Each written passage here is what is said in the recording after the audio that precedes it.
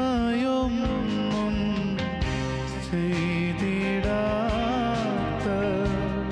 യേശുവല്ലോ എൻ്റെ നന്മ.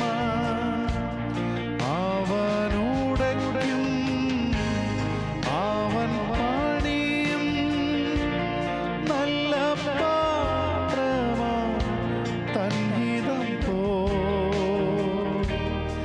അവനുടയ്ക്കും അവൻ പണിയും നല്ല പാത്രമാ തൻഹിതം പോ. എന്നുള്ളം നിന്നില ആഴമാ വിശ്വാസത്താ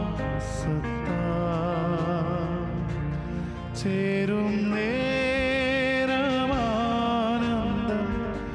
വർണ്ണിക്കുവാൻ വാക്കുകൾ ഇല്ല. കർത്താവിൻ്റെ ധന്യതിരുനാമം മഹത്വപ്പെടുമാറാകട്ടെ. ഷെപ്പേർഡ് ഹാർപ്പിൻ്റെ ഒരു പുതിയ എപ്പിസോഡിലേക്ക് ഏവരെയും ഹൃദ്യമായിട്ട് സ്വാഗതം ചെയ്യുന്നു. അനുഗ്രഹിക്കപ്പെട്ട ഒരു പ്രഭാതം കൊണ്ട് ദൈവം നമുക്ക് ദാനമായി നൽകി തന്നല്ലോ. This is the day that the Lord has made, we will rejoice and B GLAAD in it. കർത്താവ് തന്ന നല്ല സുദിനത്തെ ഓർത്ത് ഞാൻ ദൈവത്തെ സ്തുതിക്കുന്നു. ഒരു തിരുവചന ഭാഗം ഞാനിവിടെ വായിക്കുന്നു. The book of Genesis chapter 26 verse 12. ഉൽപ്പത്തി പുസ്തകം 26-ാം അധ്യായം അതിൻ്റെ 12-ാം വാക്യം. ഇസ്ഹാക്ക് ആ ദേശത്ത് വിതച്ചു, ആ ആണ്ടിൽ 100 മേനി വിളവ് കിട്ടി. യഹോവ അവനെ അനുഗ്രഹിച്ചു. ഇസ്ഹാക്ക് ഒരു ദേശത്ത് ചെന്ന് പാർക്കുകയാണ്. ആ ദേശത്തെക്കുറിച്ച് പറയുന്നത് ഗെരാർ ദേശം എന്നാണ്. വലിയ ഉരുളം പാറക്കല്ലുകളുള്ളതായ സ്ഥലമാണ്. ഒരു വിത്തും കിളിർത്തു വരാത്ത കഠിനമായ പാറയുള്ള, പ്രത്യേകിച്ച് ഫെലിസ്തീർ തിങ്ങിപ്പാർക്കുന്ന, ഇസ്രായേൽ മക്കളുടെ ശത്രുക്കൾ തിങ്ങിപ്പാർക്കുന്ന ഒരു സ്ഥലത്ത് ചെന്ന് ഒരു ദൈവഭക്തന്റെ മകൻ പാർക്കുകയാണ്. ആ ആണ്ടിൽ താൻ വിതച്ചു, തനിക്ക് 100 മേനി വിളവ് ലഭിക്കുവാനിടയായി. ഞാൻ ഈ തിരുവചന ഭാഗം പഠിച്ചപ്പോൾ ഒരു സാധ്യതയുമില്ലാത്ത, ഒരു വിത്ത് പോലും മുളച്ചു വരുവാൻ കഴിയാത്ത, ഫലശൂന്യത മാത്രം സമ്മാനിക്കുന്ന, ഏതെങ്കിലും വിത്ത് മുളച്ചു വന്നാൽ പറിച്ചു കളയുന്ന ശത്രുക്കളായ ഫെലിസ്ത്യരുള്ള, ഉറവകളെ മണ്ണിട്ട് മൂടുന്ന ഫെലിസ്ത്യരുള്ള, യുദ്ധത്തിന് ആൾക്കാരെ കൂട്ടുന്ന ഫെലിസ്ത്യരുള്ള, പെട്ടകം എടുത്തുകൊണ്ട് പോകുന്ന ഫെലിസ്ത്യർ തിങ്ങി പാർക്കുന്ന സ്ഥലത്ത് ഒരു വ്യക്തി ചെന്ന് പാർക്കുകയാണ് ഇസ്ഹാക്ക്.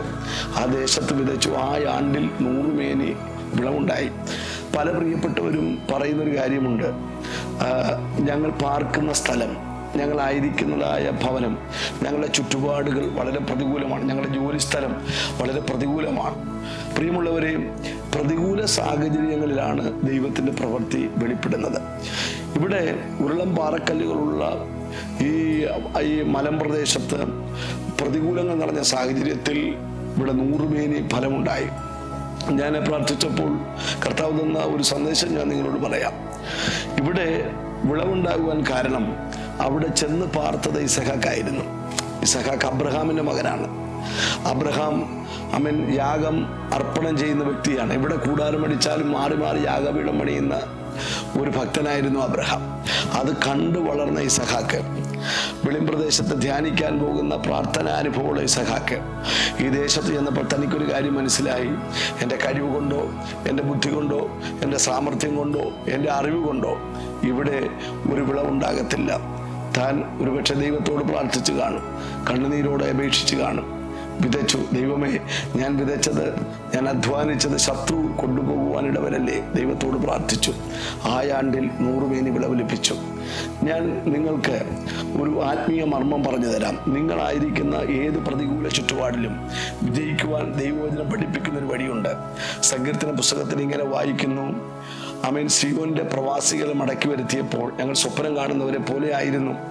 അന്ന് ഞങ്ങളുടെ വായിൽ ചിരിയും ഞങ്ങളുടെ നാവിന്മേൽ ആർപ്പും നിറഞ്ഞിരുന്നു.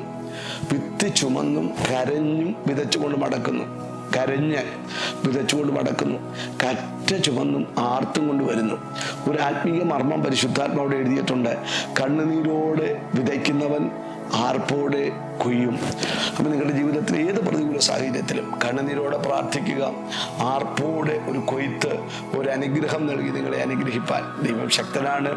കർത്താവ് നിങ്ങളെ അനുഗ്രഹിക്കട്ടെ. ഒരു നിമിഷം ഞാൻ നിങ്ങൾക്ക് വേണ്ടി പ്രാർത്ഥിപ്പാൻ ആഗ്രഹിക്കുന്നു. സർവശക്തനായ ദൈവമേ, സ്വർഗീയ മലപിതാവേ, ഇന്ന് പകൽക്കാലം അങ്ങയുടെ വചനം കേട്ട എല്ലാ പ്രിയപ്പെട്ടവർക്കായി സ്തോത്രം. സാഹചര്യങ്ങൾ പ്രതികൂലമാണ്, ഒന്നും വളരത്തില്ല.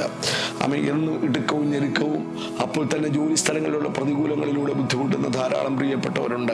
സർവശക്തനായ ദൈവമേ, ഇസഹാക്കിന് പ്രതികൂലങ്ങളുടെ നടുവിൽ അവൻ 100 മേനി വിളവ് കൊടുത്തതുപോലെ കണ്ണുനീരോടെ ചാർപ്പോടെ കൊയ്യുവാൻ തന്റെ കുഞ്ഞുങ്ങളെ സഹായിക്കണമേ. കണ്ണുനീരോടെ പ്രാർത്ഥിപ്പാനുള്ള കൃപ കൊടുക്കണമേ. ഇന്നത്തെ പ്രഭാതം അവരുടെ ജീവിതത്തിൽ അനുഗ്രഹമായി തീരുവാൻ പ്രാർത്ഥിക്കുന്നു. കർത്താവിന്റെ നാമത്തിൽ അവരെ അനുഗ്രഹിക്കുന്നു. വചനം കേട്ട എല്ലാവരെയും അനുഗ്രഹിക്കുന്നു. കർത്താവ് പ്രാർത്ഥന കേട്ടവനായി നന്ദി. യേശുവിൻ നാമത്തിൽ തന്നെ.